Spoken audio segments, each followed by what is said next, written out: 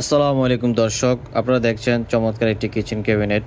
আমরা এখানে যে কাজটি করেছি অ্যালুমিনিয়াম দিয়ে, আমাদের কাজগুলো হচ্ছে অ্যালুমিনিয়াম দিয়ে, সম্পূর্ণ অ্যালুমিনিয়াম দিয়ে আমরা কিচেনগুলো করে থাকি। এখানে অ্যালুমিনিয়াম যে এখন আমরা দেখছি যে বোর্ডের যে বোর্ডের সাথে অ্যালুমিনিয়ামের একটা পাতলা বিট পাওয়া যায়, ওটা ইউজ করে না। আমাদের কাজগুলো হচ্ছে সম্পূর্ণ অ্যালুমিনিয়াম দিয়ে, আমরা সম্পূর্ণ অ্যালুমিনিয়াম দিয়ে কাজগুলো করে থাকি। আপনার এই যে পুরো বডিটাই আপনি পানি দিয়ে ইচ্ছা মতো ধুতে পারবেন, এবং এই অ্যালুমিনিয়াম শিট অথবা অ্যালুমিনিয়াম ফ্রেম আপনি দুটাই বালতিতে পানি নিয়ে অথবা পানিতে ভিজিয়ে রাখতে পারবেন।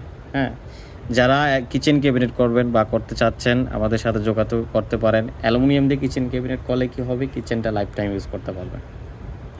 একটা কিচেন ময়লা হবে স্বাভাবিক, কিচেন পানিতে ধুতে হবে, সাবান পানিতে ধুতে হবে। আমাদের অ্যালুমিনিয়ামের এটা হচ্ছে আপনি সাবান পানিতে ধুলে কিচ্ছু হবে না।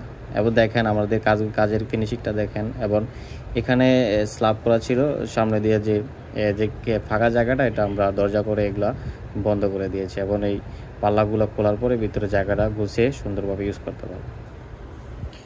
চুলার নিচে দুইটা ড্রয়ার করে দিয়েছি, কারণ ড্রয়ার করার কারণ হচ্ছে চুলার নিচে এটার যে মশলার যে আইটেমগুলো ড্রয়ারে রাখতে পারবে।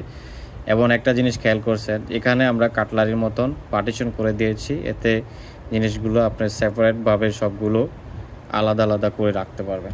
এখন আপনি একটা জিনিস বলি, যেমন হুডের যে বক্সের যে পাইপটা যে বের করে অনেক সময় দেখা যায় এটা অনেক দূর দিয়ে বের করতে হয়। এতে কি হয়, বক্সের ভিতর দিয়ে যখন আমরা নিই এটা অনেক জায়গা নষ্ট হয়ে যায়, তখন বক্সের যে জায়গাটা নষ্ট হওয়ার কারণে ইউজ করতে পারে না। তো হুডের যে বক্সের পাইপটা চেষ্টা করবেন কাছাকাছি রাখার জন্য, এতে আপনার জায়গাটা নষ্ট হবে না, বক্সের উপরে যে বক্সটা থাকবে এটাও সুন্দরভাবে ইউজ করতে পারবেন।